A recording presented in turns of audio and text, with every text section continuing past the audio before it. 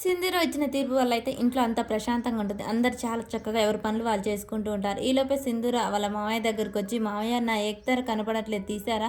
ఇదిగో అమ్మ తీశాను పొద్దునుంచి ట్రై చేస్తున్నాను వాయించాలని. కానీ నాకు ఈ పలకనే పలకట్లేదు" అని చెప్పేసి అనగానే, "అవునా?" అని చెప్పేసి సింధూర తన చేతిలోకి తీసుకుంటుంది. ఈలోపే చంటి వచ్చి, "బాబాయ్ అయ్యగారు ఫస్ట్ ఈ బాబాయ్‌ని ఈ పనిలో నుంచి తీసేయి." "అదేంట్రా నువ్వు నా పనిలో ఎసరు పెట్టావు? లేకపోతే ఈ సొరకాయ తెచ్చింది ఎవరు? సొరకాయకి నా పనికి తేడా ఏంట్రా? ఒకసారి చూడు ఈ సొరకాయ ఇరిచినా ఇరగట్లేదు" అనగానే, "ముదిరిపోలేదురా లేతగానే ఉంది" అని చెప్తూ ఉంటాడు. ఈలోపు సింధూర యాక్తార ట్రై చేస్తూ ఉంటుంది.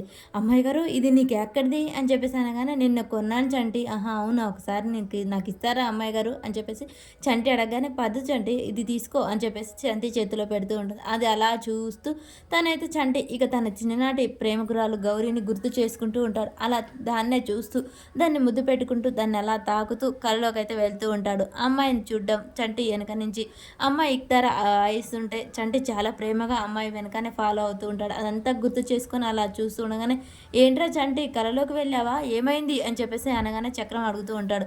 "బాబాయ్ నీకు తెలుసా ఈ ఎక్తారే నా ప్రేమకు పునాది తెలుసా? ఈ ఎక్తార వల్లనే నా ప్రేమ నాకు స్టార్ట్ అయింది" అని చెప్పేసి చంటి అంటాడు. "అబ్బా నీకు సంగీతంలో కూడా టచ్ ఉందా ఏంట్రా?" అనగానే, "మరి ఏంటనుకున్నావు బాబాయ్? నేను చిన్నప్పుడు ఇది వాయిస్తుంటే సినిమాలో కూడా వాయించమని అందరూ అడిగారు." "అవునా? చెప్పు చెప్పు చంటి ఏంటి నీ కథ?" అని చెప్పేసి అంటూ అందరూ అడుగుతూ ఉంటారు. "అమ్మ సింధూర నాకు కాఫీ తీసుకురాపో" అని చెప్పేసి కేశవ అంటాడు. "చలే మావయ్య" అని చెప్పేసి సింధూర అయితే అక్కడి నుంచి వెళ్ళిపోతూ ఉంటుంది. చంటి మాత్రం, "ఈ ఏక్తార్ ఎంత బాగా వాయిస్తానో తెలుసా? నాకు చాలా ఇష్టం ఇదంటే. చిన్నప్పుడు నా ప్రేమకు ఇదే కారణం" అని చెప్పేసి చంటి చెప్తూ ఉంటాడు. "అరే చంటి ఒకసారి వాయించొచ్చు కదా" అని బసవ అడుగుతూ ఉంటాడు. చంటి సరే అంటాడు. మరి ఈలోపే సింధూర అయితే లోనికి వెళ్ళిపోతుంది.